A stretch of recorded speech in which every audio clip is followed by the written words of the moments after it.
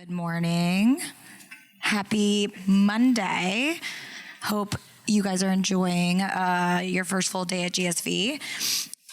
I have the pleasure of sitting here with Casey Evans. I'll have her introduce herself in just a moment, but my name is Amanda Gulley. I'm the Chief of Product and Experience Design at EdPlus.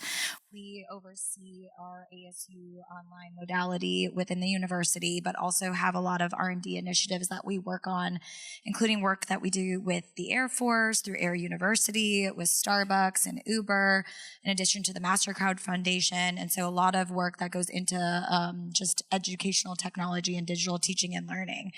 So I'll hand it over to Casey to introduce herself as our Chief Operating Officer. Yeah. Okay. I was like, there's no button.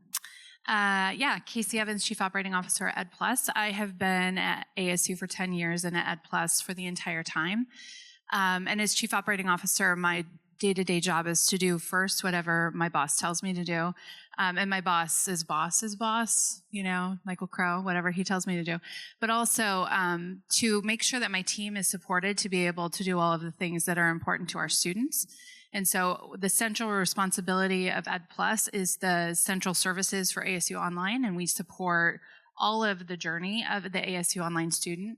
And then I help support the R&D initiatives. Our R&D initiatives, which are our research and development initiatives, are tied directly to student success outcomes. So our goal is to use research and development to figure out how we can change education. Dr. Crow often talks about EdPlus as the organization within ASU that's taking down the force fields around higher education to allow more access to students to engage. And so we take that very seriously. We are charter driven. If you see us, you will see us with ASU charter stickers everywhere. We have them on our foreheads sometimes. I always joke we should get tattoos, so that might be a group event next week. We'll see. But we are charter driven because it matters that students get access to education, that they can attain their educational goals, and that they can go back and contribute to society in meaningful ways. So as the COO, my job is to make sure we're just doing that little thing. And I'm very excited to kick off our meeting to talk about Disney. How many of you have been to Disneyland or Disney World? Lots. Okay. You might be, why? What is happening? So Casey and I went to Disney. I mean, I think that, because look at that picture. Yeah. ChatGPT. I tried to make myself taller. It didn't happen. But we went to Disneyland last year, and we were in Mickey's Runaway Railroad, a railway, and it was a fascinating experience. I have young kids, and I never get to actually enjoy all the little moments and micro experiences in these rides. And so I was looking around, and I was like, wow, the amount of detail they put into the lines was absolutely fascinating to me. I'm like, what got them here? And Casey and I were just talking about, like, what was your favorite queue? And I put in some other ones because we talked about the rise of the resistance and how you're being immersed into the story before you even get on the ride. And you get to walk out and see stormtroopers, and then they have actors there as you're getting in. It is just such an immersed experience and really telling you the why you're there and what role you're playing in this. I even love one of our favorite rides is Guardians of the Galaxy, and even you get to talk to Rocket, and that you get to go save Groot. And so there's a whole story behind this, but it really got us inspired of, like, what is Disney doing that, you know, we can learn and be inspired from? And so I started doing some research of, like, what happened? What caused them to get here? And back in the 70s, they created the MGM. They had a few rides. They focused so much on the experience of the ride that they forgot that there were micro experiences that went around that. And so what ended up happening is they had hundreds, if not thousands, of customers that came, and they were very unhappy because they had 3-hour waits. And it's interesting, in different cultures, you know, the waits are different depending on if you're American. We tend to be less patient. And if you're going to Paris, it's not as big of an issue. But cafe all day. Yes, cafe of course, all day in of Paris. course, we love those baguettes. But this research really led us down into, okay, people were unhappy, and this is the OKR's happiest place on earth, right? That is a very large dedication from a company like Disney to make everyone happy as much as possible. And so they were not living up to that, and they realized they had to make some changes. And I have a long story that I go into this usually on presentations, and I'm not going to go too far deep into it, so we can talk about why this is related to user research and how we use user research. But what they did is they knew this was the number one friction point for their customers. Number one was the lines. You spend more time in lines than you do on the actual rides. And so they did a lot of research. Some of that is, okay, we're going to tell customers at the beginning of the line how long it is. And not only are we going to do that, we're going to say it's longer than what it is so that we can always exceed their expectations. So there's some psychology and research that went behind that. They decided to do the switchback line because, back in the 70s, people enjoyed speaking to each other. Not everyone was on their phone and just distracted by the world. And so they decided, okay, if we do a switchback line, people can actually talk to each other and converse, and maybe that will make the line feel shorter. They realized you could still see how far the line was. That didn't work. So they put up walls. They did more research, and then you couldn't see how far the line was. They also created these peak moments, these immersive moments like the ones I just mentioned with Rocket on Guardians of the Galaxy and the Stormtroopers on Rise of the Resistance, where you're being immersed while you're in line before you even get to the ride. In addition to that, they knew that their customers all wanted different, experiences. Maybe you're a high school student who has a season pass, and you go all the time, or you're a family of 3 with very little kids and nobody wants to wait in a line, and, the 80, 90 degrees weather with a 2, a 4, and a 5-year-old. And so they created the lightning lane so that you could speed up that process. And then recently they came out with Lightning Premium. And the reason I'm showing you this is how we define user experience. We're understanding every piece of their journey, not just the core part of the ride, but what is their friction? What are they satisfied with? What is their expectations? And this is really important as we think about the journey to education. I think we spend a lot of time thinking about the course, the learning experience, and getting them to graduation and beyond. There are other pieces that we tend to forget that there's a line in which that students go through before they even get to that core experience. And when I showed this to Casey was like, well, Amanda, they spend about 4 to 8 years in the ride. So this is actually backwards, right? Like if the ride should be the long part. And so her and I have been talking about this analogy now for over a year, and we keep getting deeper into what does this mean and how do we start to take the Disney lesson of understanding that we want to innovate all day, especially being the #1 university in innovation at ASU. We're constantly thinking about ways to innovate, to push AI, to push emerging technologies. But we don't stop to ask, what are we doing for our current students today? How are we making their experience better? And so the Disney lesson is that we need to be Walt Disney, who put himself in the line and experience what his customers, what his students, what his faculty, staff go through every day. And we have to not allow dissatisfaction along the way. And so we do this through different mechanisms that we're going to talk about. And I'm going to interview Casey a little bit, because you can do research, you can do user experience, but unless it's implemented, unless it's used, unless we take it seriously and not say, well, you talked to 5 students, you've talked to 10 students, it really has become a core part of EdPlus, of operations. Casey's team drives strategy, they drive student support, they drive instructional design, all the pieces that go across the student journey. So my first question for you, Casey, is talk to us about how this type of work, how user insights, how qualitative data has shifted or evolved your leadership approach as the COO. Thanks. Her stuff is way more impressive than mine will be, just so we're clear. I will say that I have always been a student-centric person. I'm a very charter-driven person, and I've worked in online higher ed for over 20 years. And so the student has always been really special to me, and thinking about how we serve them and how we make sure that they're successful is a key component of how I have worked.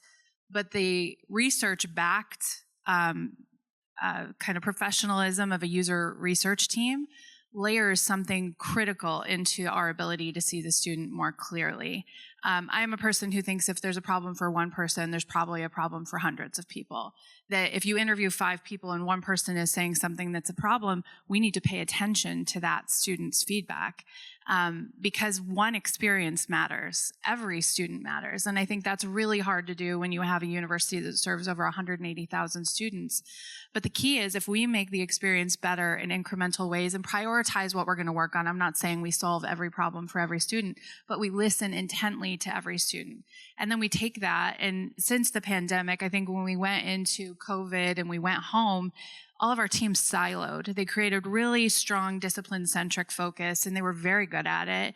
When we came out of the pandemic and I became the chief operating officer, I started doing more collaborative meetings, more cross-functional team meetings to bridge the gaps and bring everyone together, because our OKR is to provide access to education for all. And all of us are involved in being able to figure that out in meaningful ways. So having the user experience team integrated into the operational strategy conversations to help us to understand how we should measure and what we should measure and what's important to our students is a critical component for us to understand how to drive a strategy that actually delivers on the promise of the charter.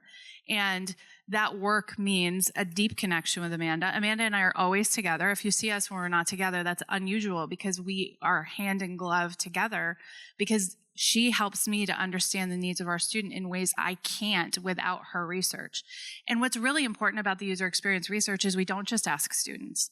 We're talking to our staff to figure out what their pain points are. We're talking to the faculty, which probably is the most meaningful feedback to improve the ride, which is the course journey, so that students feel success every step of the way, and we're building better classes to help them succeed. For online students, the campus is that classroom. And if we don't make that classroom meaningful, fun, engaging, exciting, I have a 15-year-old, I talk about him all the time because he will hate the fact that I have talked about him for my whole career. But he doesn't want to go to college, and he doesn't like to learn, which, by the way, is personally an attack on me. I have 3 master's degrees. I'm working on my ideate. It hurts my heart deeply. But he, figuring out what makes him tick and how to help him learn is going to help me to figure out how to help other people learn. And watching a 15-year-old try to consume the world when everything's being thrown at them means we have to transform, and we have to transform quickly, and we have to move fast. And user experience research allows us to do that a lot more quickly than we could have in the past. Well, and that makes me think about even my journey, and I mentioned this in last year's session, and this is relevant to us right now because we are trying to build solutions that are more around exploration. Especially, I was an 18-year-old campus student who identified as an athlete. I was a softball player, and so naturally, I didn't know what I wanted to do, and I pursued a degree in kinesiology, not knowing how much math there was, that there was a difference between a BS and a BA, and did not like anatomy. And I found out quickly I did not like, that was not the path that I think was destined for me. But I didn't know how to change. And so we're asking 18-year-olds, we're asking, even 26, 30-year-olds. Even 40-year-olds yes. who still don't know what they want to be when they grow up. Still don't. Yeah. What do you want to be and what do you want to do? And it's such a hard decision because to them, it is life-changing. But being someone, and I asked a room of people yesterday, I said, what was your degree? What was your degree? All of us, English major, kinesiology, took a different path. And so I think not just understanding friction, but understanding motivations, understanding why are students even pursuing an education? What does a better life mean for them? There is so much insights that come out of this. And it also leads me to think about kind of our staff. I think we underestimate the support teams. If you have people at your organization who talk to students, we underestimate the value and the insights they have. And that's where we started, was our coaches. Coaches are speaking to thousands of students. They brought so much insights of where are you spending your time. Oh, you're acting as IT because we have broken systems that don't work. Clear your cache, clear your browser, don't use a phone, that they didn't actually have time to coach. And so I think as we think about students, going back to Casey's point of staff, it is, you need to leverage every single user group you have. One thing that I find interesting is we talk to students, we hear one thing. You know, I'm not getting grades fast enough. I'm not getting the right level of feedback. And then we tend to talk to faculty, and it is a very different story. You tend to find the root cause, right? Of, you know, I feel like I can't keep up with these 400 students and I don't know how to personalize it. And they have it's not for ill intention. They want to serve students the best way they can. So you talk a little bit about how we're thinking about even user research now and embedding that across even these different groups and not even just from the student perspective. Yeah, the faculty, I think at the heart of it, in many cases, there's a tendency to demonize the faculty and to indicate that somehow they don't want students to be successful. And that's not accurate. They can't figure out how to make them successful. And to be honest with you, the K-12 system is dissolving, so it is exceedingly more difficult to make students successful. So that job has gotten harder and harder and harder every year. And these faculty have a lot on their plate: research, coupled with teaching, coupled with supporting communities or supporting any group that they're kind of affiliated with. And so making their jobs easier is the best way to help student be more successful. And so the user experience research that is layered into the classes is we ask permission from the faculty, and then we overlay a feedback tool to get immediate feedback in the class when there's pain points and friction, to help the faculty to understand where the problems are so that they can solve them in real time, but also to aggregate the information to understand all up where is the friction in the course experience. It could be something as simple as, you gave me 57 tools in this class and technologies because technology is cool. But for that student, the friction in that journey is so high that they can't figure out how to navigate their way through. I'll give you an example just because I'm a perpetual student and I get to take ASU online classes, and I will also tell you that I'm sure my faculty are very pleased to have me in the class. Because you go into the class and you have to do an introduction with a VoiceThread, but you're never going to use VoiceThread again. You're never going to use it again, but you have to learn how to use it that one time to do an introduction. And it's complicated. VoiceThread is actually quite complicated from an integration perspective because you can't just record it. You then have to submit it in Canvas. And so these are the things that I think faculty don't think about when they're designing, and helping them to see what that gap is or what they may not have seen in the design of the class. Positive intent introductions by video are excellent and good for students, but the application of it in a tool that doesn't come up again, right? If you layered VoiceThread in multiple times, there's use. But if it's one time, it's like I'm in a class where they are teaching us methods of binning information. It's a whole thing. And they said, okay, when you're out of this class, you will never need to use this technique again. Why am I learning it? And so again, it's also helping them to ask the questions of, why am I teaching this if they never need it again? Why am I asking them to do this thing that they're never going to need to do again? And so it also helps to give them reflection on both practice and the technology, the implications of the technique, and to give them tools, resources, and support. So you want grading to be easier? Can we create tools that make grading easier for them? That still feel like a human is interacting with a student, which is a critical component of feedback. And then partnering with them to figure out solutions. So it's not like we go, oh, we fixed it for you, here you go. We want them to help us to figure out the solution set because we don't understand teaching and learning the way they do. And so it is a dynamic thing, but it also, I think, the first time we saw the feedback, we actually did triangulated feedback. So you had staff feedback, faculty feedback, and student feedback, and we gave that as a report in a composition kind of redesign. Triangulated feedback is excellent, by the way, because it shows the friction in every part of the process and shows, oh, this problem is existing for the students, and here's the actual root cause problem with the faculty, but oh, here's the curricular problem. And so then you draw the line back to the root cause to fix the problem to try to solve. By the way, I haven't solved composition. I'm still working on it. It is a lifelong dream. But I think that at the end of the day, helping them to understand what tools are there for them, how we can support them to be successful, listening to them when they have problems. I think often we talk about how students aren't listened to. I would guarantee you faculty are the most not listened to population in any university. And it's because there is, again, the demonization. Like, people just make them the bad guy. They are not the bad guy. They are the best guy to help the students be successful. And so helping them to be the superhero should be our entire responsibility right now. And it's been a really interesting process. I love that. Long-winded, sorry. No, I love that. I have so many thoughts of what you said, because I think what Casey's also alluding to is everyone has a role at the university, in your department, in your organization. Sometimes that is one part of the experience. So you're focused on solutioning something that is not comprehensive of what the human goes through their journey. So if you're looking at just financial aid, you're forgetting what happens before and after that, right? And you're making decisions within that framework.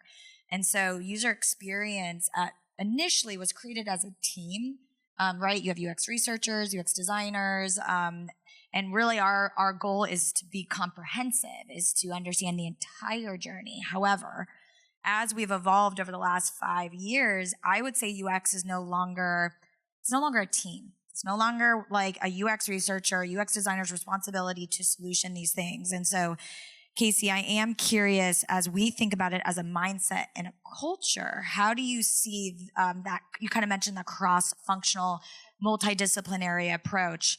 How do we have that accountability across every single role within the organization? Yeah, I think it's complicated. First of all, I think it goes back to the charter. It's much easier to do when you have a charter-aligned community of humans. We say humans.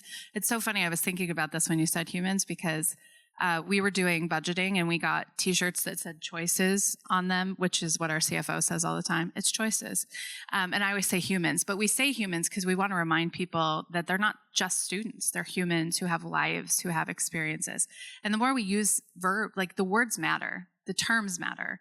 And so I think it's a culture of, how do you communicate this? Are you communicating to get a project done, or are you communicating about the human at the center of the journey you're trying to build? And then helping people to understand this mindset. There's a lot of conversation, and certainly in our organization, people don't love us to use corporate lingo and corporate language. And that's great, except the humans act like consumers. And so if you don't acknowledge the things that make them consumers, that help them to make decisions, then you're actually forgetting a really large subset of the population, and you won't serve them. I think that is an old mindset that, they should be lucky to come to the university, and the process is a process I went through, and certainly they should go through that process too. That's the hard part about going to college. And I think treating this situation as, no, actually, we have the ability to change that. Just because you did it doesn't mean someone else should have to climb the mountain. You could build an elevator up to the top for them, and you could make it much easier for them to get to the top. And so what we have to do is remind our teams consistently that if something doesn't sound right or feel right, it might not be right, and you can say something. And that actually is the hardest muscle to build in a team, at least in my experience. So my example is there was this decision made that locked down something that prevented students to see things across the campuses. And I didn't hear about it till it was being spoken about as an implementation that had already existed and was done, because the team didn't feel empowered to say, this feels wrong, why would we do that? And so empowering people to be able to ask critical questions, not to be negative, not to push back forcefully, but to say, help me understand the decision, why was it made, and ask questions when something doesn't feel right to the student, to me is a critical component of building a culture. And so it's empowerment of your staff, your human staff, to be able to make effective decisions about what's right for students based on what they know about the charter. That is the hardest work we will do, certainly, and the most worthwhile work we will do. Because if you can make, I don't know, we have like 700 staff. If you can make 700 advocates for change who are going to ask really good questions to drive transformation, I always say, I don't mind putting on the Wicked Witch hat when I have to get stuff done, because at the heart of this, the students matter, the charter matters. If we have to have a complicated decision and you want to make me the bad guy to solve a really hard problem, I'm happy to be the bad guy, because thousands of students will benefit from me being the bad guy. And we have to empower people to feel like they have that power, that they can also ask challenging questions at difficult times, and that they are the charter. Right? They live and breathe it. And I think so much of this research, as you're saying on the screen, is about democratizing that knowledge to everybody in the organization. Like, just because you might be on a marketing team, just because you're on a student support team, you're on a teaching and learning team, you should know all the opportunities that you're seeing here on the board for us to serve students better, to serve faculty better, to serve staff better, who serve the students better. And so, but I always find it interesting because I was trained as a UX specialist. We're trained that if, 10 people are saying the same thing, it's most likely that that issue they're reporting on is happening much more broadly. However, we work in academia. So we have academic research that is like, no, we need to think through, we need thousands of responses before we take it seriously, before it's prioritized. We need to know this is a systemic issue. And sometimes that's really challenging, right? Without over surveying, just inundating our students and staff and faculty of like, what are you hearing? And so as we are thinking about this journey map, we took a lot of the existing insights. Like there's many surveys that we send out, maybe not strategically together, but there's surveys out there. Instead of us going out and sending out, thousands of more, or at least to thousands of students, we decided to take what existed, quantify. We used AI and created a code book that said, okay, we know that we would code these responses in this way. Help us make sure as we interviewed, different students, undergrad, military, international, transfer, what is their unique journey? So we would actually design out their user journeys. We would see where the friction is. And based on that, we'd say, how do we quantify that? How do we bring this to an executive who wants to see thousands, not 10, and say, okay, of these issues throughout the journey, we're seeing an example of inconsistent module workload or overwhelming workload. And we're seeing 3,000 students say this. Now this is something that we can take seriously. This isn't just about a course. This isn't just about one program. This is a systemic thing that we now, from an operational standpoint, have data to go and fix. But there is a role that this type of research plays versus academic research. So how do you see those two balancing within the operations? Yeah, it's a great question. I would say the first thing is we are a data-informed team. So we look at data all the time, probably too much data. There's lots of data. And when you have systems and tools, there's tons of data you could look at. I always talk to our team, which is the Action Lab. They do our data and research, and I tell them it's like finding a needle in a needle stack because I want the one thing that's going to solve a problem. It's not a haystack. They're all needles. I don't know which one to pull to make the biggest impact on outcomes, and I need you to help me figure that out.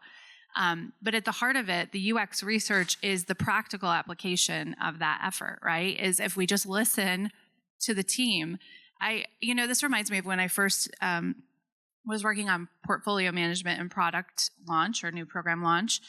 We had market research, and we had a third party who would tell us not to put up programs because the data told them not to put up programs. And we decided to put up some programs anyway, because I think that data informs decisions, but your intuition about what you know about the student experience, what you know about the charter, what you're trying to achieve has to also inform your decision. Too often you can be over-indexing on making sure the data is completely accurate, that you're never going to do anything. That's analysis paralysis. That is the bureaucracy of higher education Dr. Crow keeps talking about that prevents you from taking actual action to make an impact. And so being able to be comfortable with your gut, I work for a PhD accountant. So you can imagine this goes really well. And I'm like, no, I'm pretty confident we can just go. And he was like, show me the data, show me the numbers. We have the data now. The data then informs the decision or intervention that we deploy. We monitor against a set of OKRs or KPIs that we want to deliver that are the goals that we have. And then once that works and we see some semblance of acknowledgement that it is working, we then go into efficacy research to figure out whether or not it did what we thought it did. And that's where an academic research layers in to help us to understand better the intervention we put in place. But if we did academic research from the start, we would bog down our system of the flywheel of innovation and we would pause action. And so I think it's a balance of both. Both are critical, both are important. But I think they serve a purpose at a different time. The other issue is that practical data, like if a course outcome improvement is ABC rates have increased for the term after an intervention was applied, even if there's co-informed or confounding factors, I'm still going to go, let's try it again and try to duplicate the results. I'm not going to say, was it statistically significant that that data made sense? I'm going to say, let's try it again and let's keep iterating on it and then do research on statistical significance. And so I think that we overcomplicate systems that don't need to be overcomplicated, when really we need to create a flywheel and be able to move quickly on our feet with strategy. I want to be really clear. That doesn't mean everyone should be moving in this. Like, we have to all be going in the same direction with alignment, direction, KPIs that are roll up. I mean, we talk about strategic planning. I'm looking at Alicia, who helps me with that. And we talk about strategic planning all the time, because strategic planning requires us all to say, is this the right thing to do? Is this the priority that we have? Are we sure this is where we want to spend our resources?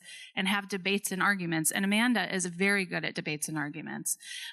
So we get to have these conversations regularly. I don't know if that's a good thing. Well, it helps us to get where we need to go. So you can't be afraid to have the dialogue necessary to get to the answer you need to move the needle. Yeah, we call that radical candor. But I mean, this isn't easy stuff. We're talking about changing legacy processes, legacy systems, things that have been around 50 plus years. And, this has taken us a while to get here, to build trust around this. I remember when our UX researchers created and our designers created this, 2 of them.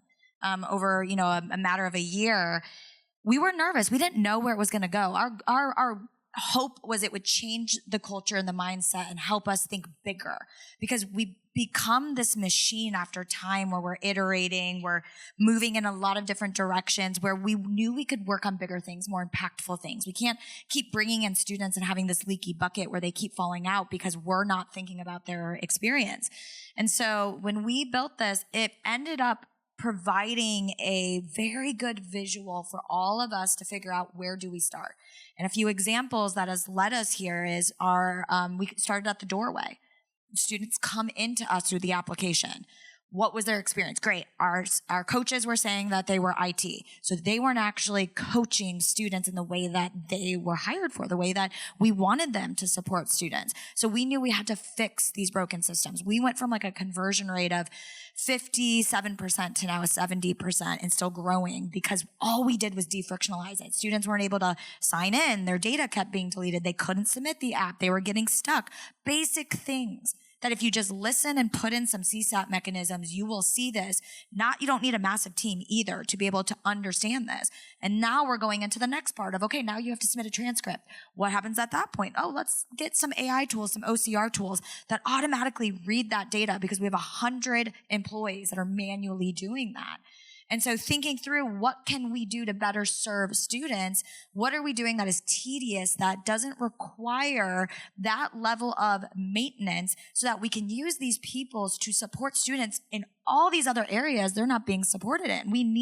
We're very timid around AI right now, but I'm telling you, no one enjoys looking at a transcript and just copying that data over into a system, right? And so as we think about this financial aid we're working on right now, we're looking at other systems, our CRM, we're communicating to students in many different systems. Why are we not thinking through comprehensively as a university? At what points do we communicate? Who's communicating? When they're getting hundreds of emails, they're complaining about it, then we're not thinking through the right techniques. And so one thing I'll say is, when you say we're timid about AI, you mean some people are timid about AI. We certainly aren't. But what I will also say about that is, that's a great example of a bureaucratic layer complicating a process. Those students are using AI whether you give it to them or not. And if you don't build the systems they're using, they're going to use systems that you didn't build. And so there is a component here where it's like, you're afraid you're going to get one thing wrong, and that one thing wrong is going to be an escalation. So you're worried about the one escalation you might get on an AI process that could benefit thousands of people. And so we get stuck in the weeds. We're really literally in quicksand in AI, because we refuse to move because we're terrified of what could happen that might go wrong. But what could go right? So many things could go right. If you haven't used AI effectively or often, I strongly recommend that you do, simply because the way it unlocks your superpower, I think about this all the time. I also have this genuine concern about trying to productize AI. When students are going to use AI, it might be better informed for us to be like, here's a data package to upload to your GPT for this class, rather than us being like, here's a product you can use. Productization probably is not going to make us a lot of money. I think we're all like, we're going to make tons of money on AI products. Probably not. Especially since you can't do what NVIDIA can do, and you can't do what ChatGPT can do. So, we have to just lean into the tools, technologies, and use it effectively, but also go. Like, go. Just go. This is my 2025. I told Amanda at the beginning of the year is my burn it down year. So I'm ready to go. Let's go. And she's looking at me because I'm the product person in the room. Let's go, Amanda. Yeah. And I think that's the point also. We talked about this earlier, Casey, is some of these things are really big. And I think sometimes we get nervous to like make this level of change because it takes time, it takes buy-in, it takes influence. And you're not the person who's really overseeing any of these functions. I will tell you, I'm not the person overseeing any of these functions, but that's why democratizing this data, democratizing these insights, having one person that is their full job, whether it is the operations, whether it is teaching and learning, even teaching and learning before we go and figure out why are these students failing? Why are they dropping out? Why are they withdrawing? We can embed a UX researcher into teaching and learning to understand all the things that are not going well. Maybe it's an end of course survey, but how do we use that to think about how do we redesign a course? How do we take 24 learning objectives, reduce them down to 4? There's not a place within any experience, whether you're in academia or not, where this doesn't help inform where we should go. And this year, Casey took some of this and provided our new OKRs or operational strategies where we can now focus as an organization on transfer. And it might not be transfer tools, it could be transfer policies. We know we have a lot of transfer students, and those 40 million Americans with some college no degree, how do we help them? And so having a strategy, having the operational teams buy into this allows us focus. Because this does not look like focus, right? Like there's a lot of opportunity here, but where do we start? And so this partnership's key. And so I guess as we end here, I'm curious, what advice do you have for others that are maybe navigating this kind of transformation, and what would you recommend that they take away from this? Yeah, I think the two keys is that the students will tell you what you need to do to solve the problems that you have. You just have to listen to them. And so finding ways to get insights from those students and their experience is a critical component of success for everyone. But Amanda cannot go work for you. So that is number one. The second thing I will say is relationships. At the heart of what Amanda's saying is I influence change. I do not control change. I am a central service unit to the university. And so it is so important to build relationships of trust so that you can say things that might be hard and challenge assumptions and push the status quo. And you can only do that through relationships. Also understanding what the other people are going through, which is user experience research. It's your own user experience research and the dialogue to build a relationship where you ask questions, you're curious, you approach things with a desire to make an impact, but without loving your solution. I saw this book title. It's my favorite book title. It's Fall in Love with the Problem, Not with the Solution. And you have to fall in love with the problem because the only way to solve a problem is to fall in love with it so that you're trying to truly make it work. It also goes into an R&D mindset, which is like, you can't just say, oh, I have this one-to-one solution for this problem, because personalized experiences, Amanda will tell you, 99% of each learner journey is different, and one-size solutions fit one person. They do not fit everyone. And so being able to understand a world where you can iterate multiple solutions to a problem. You might want to learn math differently than I want to learn math, and we should teach it the ways that everyone can learn it. How does that work? How do you build that? How does scale look when you're trying to build personalized learning? And it can't be adaptive pathways for everyone, because I promise you, even though they work for many students, I hate them. And if I hate them, I guarantee you many more people do. And so it's really about finding the solutions that work for each individual, which I think is also really complicated. But the best way to do that is through partnerships, relationships, and conversations. Humans. My shirt, humans. Thanks for sharing this with me today, Casey. Sure. I don't see a lot about UX research right now, and I've been dying to have more user experience conversations at these types of conferences. You cannot hire her. But would love to collaborate, because it doesn't take a village to do this. One UX researcher did this. And my advice is just start, find someone who's really passionate, someone who understands survey design and understands really user experience, and and being iterative. I think that is my takeaway, is sometimes you have to trust the intuition. Like, it goes back to AI and where I think I had a panel yesterday about AI. There's a, misconception in my head that AI will replace us. But in fact, I think people who use AI will replace us. We need to spend more time thinking about these things, but none of us have time. We're all so busy. We all work in education. We're not here for the money. We're here because we're passionate about students and the future of our society. And so I think for us to be able to do better work, we have to be able to be iterative, take risks, and make sure we're working on the right things. And so please reach out to us. Let us know if you have questions. We're happy to share what you saw today. And I'll pause there. Is there anyone who has any questions in the last few minutes we have? Yes.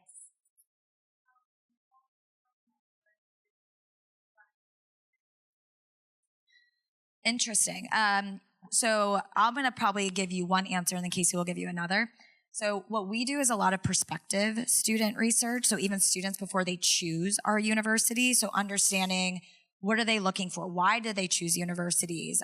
Even starting at the beginning to know how you get them in, what their expectations are. We use tools like user testing to go and say, we want to segment this type of person who's searching for colleges because we don't have access to them, right? We don't know where they are.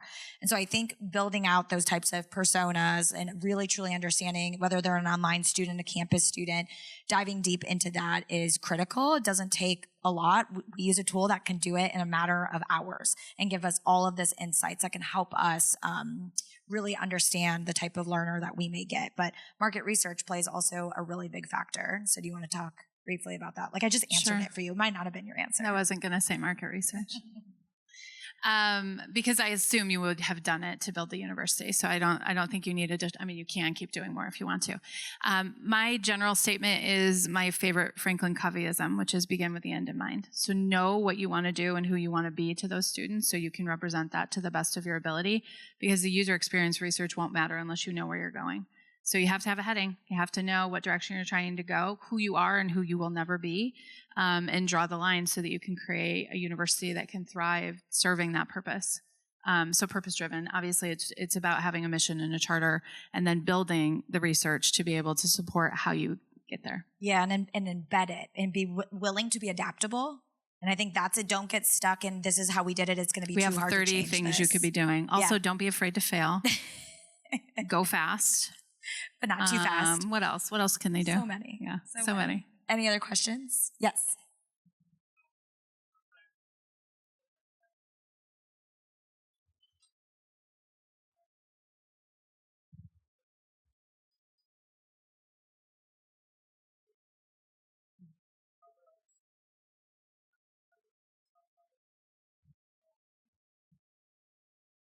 It's usually called people use student experience in this way too. I think it's student experience mindset is one that's used in higher education. And I think that works, but I would say the complication there is when you use the word student, you bring to mind the ivory tower. User experience implies exactly what I'm trying to say, which is the behavior of a student is consumer driven, particularly for online education, but more and more for campus immersion education. So regardless of where they come, they are deciding, they're making decisions. And anyone who's making a decision is a consumer of the thing they're trying to buy. There was an example or a comparison of the cost. People talk about cost all the time. It's probably the biggest pain point on our chart here. But the thing about cost is I saw for the first time someone compare a degree to the cost of a car. And that sounds silly, but just guess what? If you're comparing my future, investment of my future at $50,000 versus a car, obviously it's worth it. And if we don't think like that, we can't reach the people who are trying to make decisions. So I still think it's user experience. I wouldn't use a cinnamon. I wouldn't use a cinnamon either.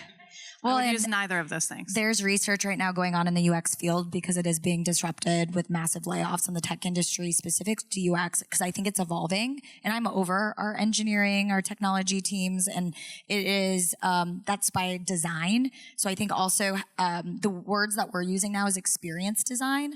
and journey design, where it's not user. Because the minute you use user, it's a digital nomad that we know nothing about, and then it becomes a technology. And so I would say you need leadership that accepts that. And the minute you have silos, I think that is where we have designed our org a little bit differently, where my senior director of engineering is right in front of me.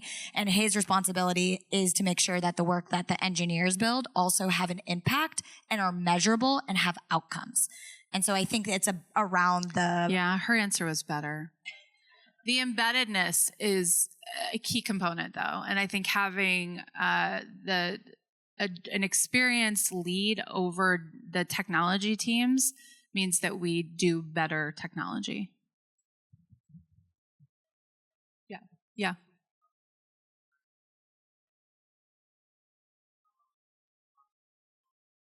Oh, yeah, yeah. That goes, yeah.